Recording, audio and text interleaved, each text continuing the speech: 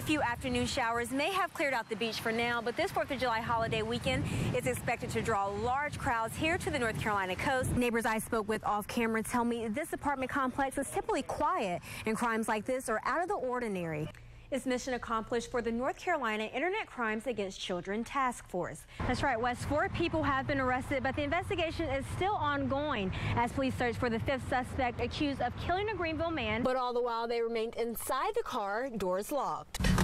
ECU trustees, in months of debate, deciding to strip the name of Charles B. Aycock from a residence hall on campus. At the end of the forecast, when you said 80 degrees, my ears kind of perked up because that's all you heard. Yeah, that is the thing that I can look forward to kind of the rest of the week. Issued a state of emergency earlier today, which means that emergency management officials, along with NCDOT, have already begun their winter weather prep. The suspect lost control of the car as seen in the evidence of these tire marks. To honor Brittany's birthday, but also to help raise awareness in hopes of knocking out domestic violence.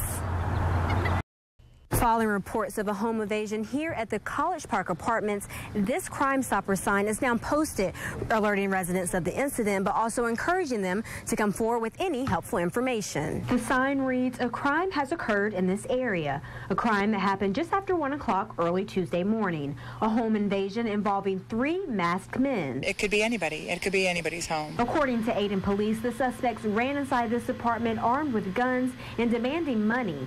They got away with some cash, but not before hitting the victim across the head with a pistol.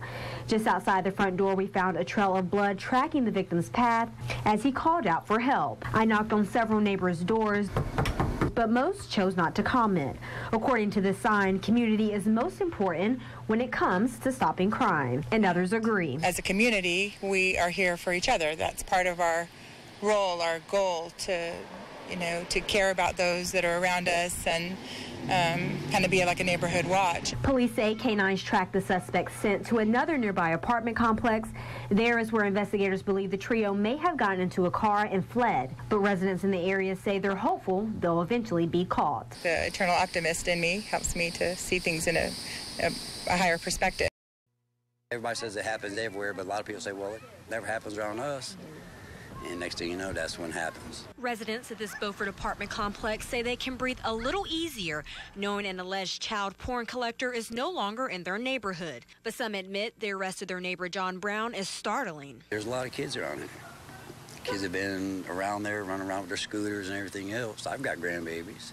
You know, when you hear something like that, it's like, first reaction is like, dang. Carteret County Sheriff Asa Buck says his department was just one of many agencies that worked to track child porn downloads through various computer IP addresses.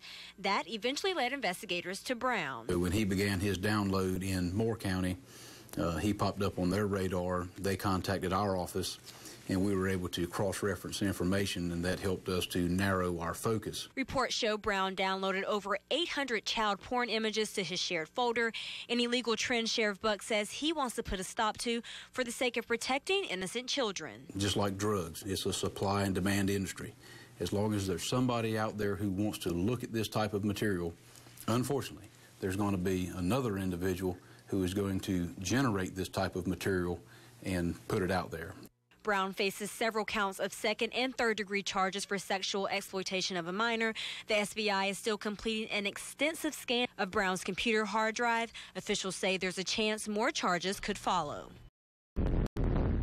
This is typically how most people view the Fosque plantation. People ride by. I've passed here for years. I've always wanted to see what it is. It's an historic museum home found along Highway 17 in Pollocksville and privately owned by the Fosque family for 9 generations. Jimmy Fosque, who inherited the running of the plantation from his father, who inherited the plantation from his mother, has bought antiques, found antiques, keeps the house up, makes all the decisions about it, and is very proud of this house to have a museum home here in Jones County.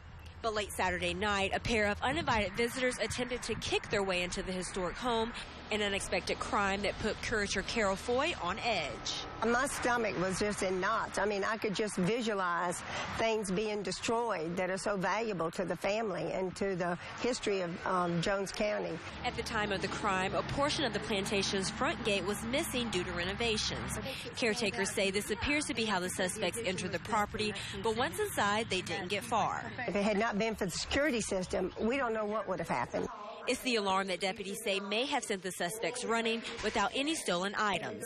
Despite minor door damage, the historic home is still standing, nearly the same as it did almost 200 years ago. Road trips to the Crystal Coast, just in time for the red, white, and blue celebration. Cookouts, the 4th of July holiday, building sandcastles with the boys, and just spending time with family. Throughout the week, more and more vacationers have made their way to the Bow Banks area, which means big business for places like the Tackle Box along Atlantic Beach. It started on Monday night, and it's been really busy all week. And when people aren't out enjoying the waves and sand, you might find them unwinding in their home away from home, better known as the beach hotels. But that's only if you can snag a reservation. Thank you for calling Island Inn. This is Ray. How may I help you? Any availability for the rest of this weekend? Oh, unfortunately, we don't. Pretty much all of our hotels and condos are booked, unfortunately. I called around to several other local hotels, mostly all sold out, with only a few having 1 or 2 rooms still available. I'm told the nightly hotel rate this July 4th weekend is averaging anywhere from $200 to $250. But that's not stopping beachgoers' fun. People coming out, having a good time. Maybe some pickup games of soccer on the beach. A good time in anticipation for the July 4th finale. Maybe the fireworks. There's always a great display, lots of variety, your red and your blues. Sometimes they have shapes. It's pretty cool. As part of the Crystal Coast July 4th celebrations, there are a number of fireworks shows taking place. Just visit WCTI.com where you'll find a full list of show times and locations. Reporting in Atlantic Beach, Brianna Harper, News Channel 12. The New Bern Police Department is launching a new program aimed at keeping the community safe. It's called Citizen Observation Patrol, and the group contains specially trained citizens who patrol the streets and report suspicious activity. Members will support these officers to help prevent crime and promote public safety. Volunteers must complete a background check and special training, and if you think you would be a good candidate, contact New Bern Police. We're following another large protest of possible budget cuts that would eliminate thousands of teacher assistant jobs here in North Carolina. This rally happened in front of the New Hanover County Schools building Friday. The General Assembly is considering cutting more than 8,000 TA positions in the new state budget. But before lawmakers decide, they took a week-long vacation. Their time off has this Onslow County teacher fired up. They have their priorities screwed up in Raleigh. Our kids have to be their number one priority. And if they can't come to an agreement, then you have to make self-sacrifice. Demonstrators say teacher assistants are just as important as teachers for the classroom. They say losing them will have a huge negative impact on students. We're learning more information about the man police say admitted to killing 9 people in a South Carolina church. ABC's Mary Bruce tells us what the FBI director says should have never happened.